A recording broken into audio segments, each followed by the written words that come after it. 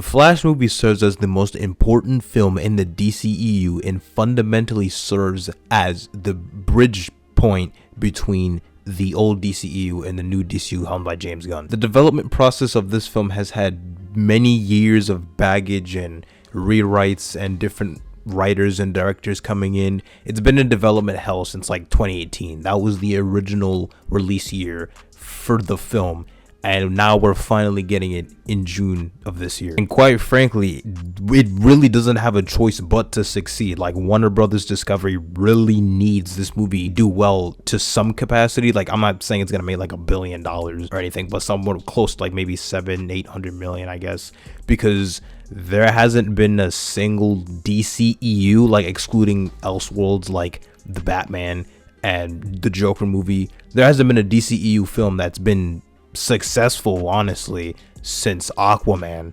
which came out in 2018. Because you look at Birds of Prey and Wonder Woman 1984, those movies came out like 2020. Then The Suicide Squad came out in 2021. So the box office results are really low because of the pandemic. Not to mention the fact that I've never seen Warner Brothers gas up a movie to this degree in a very long time. Like, due to the fact that I think it might have been one of the only few DC movies, if not the only one as of recently for sure, to actually have a teaser or some sort of advertising on the Super Bowl, and just having a myriad of different people in, Warner Brothers, realm of executives like saying it's like one of the best superhero movies of all time or whatever. It's probably not, but I'm actually pretty excited for it. And as I stated earlier, I know there's a lot of baggage with the film, specifically with like Ezra Miller, but to be honest, I don't really care about him.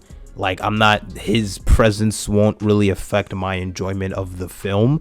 I know that's kind of something that bothers a lot of people, but I guess it's the whole separate the art from the artist thing.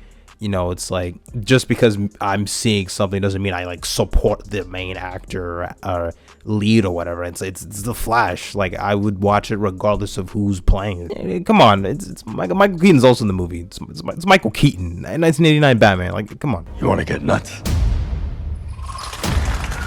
Let's get nuts. We'll be there. Do you care though? We will be there. PSG?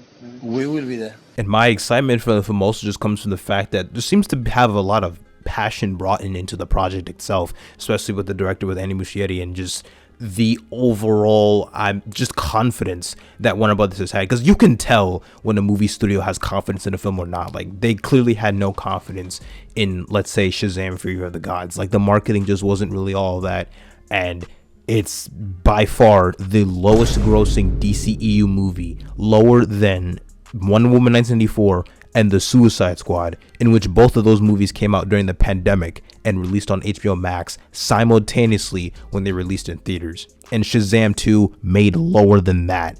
That's wow. Flop. And even though it is a little weird to have the Flashpoint storyline serve as the basis of the first Flash movie, and obviously it's not 100% comic book accurate, as they kind of replaced Thomas Wayne Batman with Michael Keaton, it does seem like they'll do a good job of adapting it in a way that works specifically within the continuity of the DCEU and the new timeline. With the new trailer that just came out, everything that's going on with Zod, and it seems like there's a certain theme and heart to the story, especially with Barry Allen trying to deal with the scars of losing his mom, in the beginning of the movie, as that ties in with Bruce Wayne as well, both Ben Affleck and Michael Keaton, as you see more of that dialogue in the new trailer. And then on top of that, not to mention the fact that James Gunn himself confirmed that this movie will literally serve as the re-entry point to the new DC universe. It'll just reset the timeline, literally what they did with the Flashpoint storyline in DC Comics with the New 52, saying like the Flashpoint storyline just essentially caused the reboot of the DC universe. I mean, I just hope there aren't too many spoilers or like big plot leaks. I mean, I wouldn't be surprised if there are, considering the fact that they're showing the entire film at CinemaCon, and the same day as well, they are also gonna allow a social media embargo to like allow them to post social media reactions. They don't really mean much, because like for every single film that comes out, any like superhero related film, pretty much most social media reactions are positive. And to be honest, I don't really trust critics that much either. I mean, Rotten Tomatoes, I think people take way too seriously. So it's just a matter of, hey, you know what? If you're interested, go watch The Flash. And if you're one of those few people that kind of has the reservations, you know, due to, I guess, Ezra Miller's presence, I wouldn't let that really bother you. I mean, if it really does, you know, you do you. Like, I'm not here to 100% convince you to watch the movie, because, hey, if you're one of those people that doesn't want to watch it, they make up their mind. There's really not much you can do to them.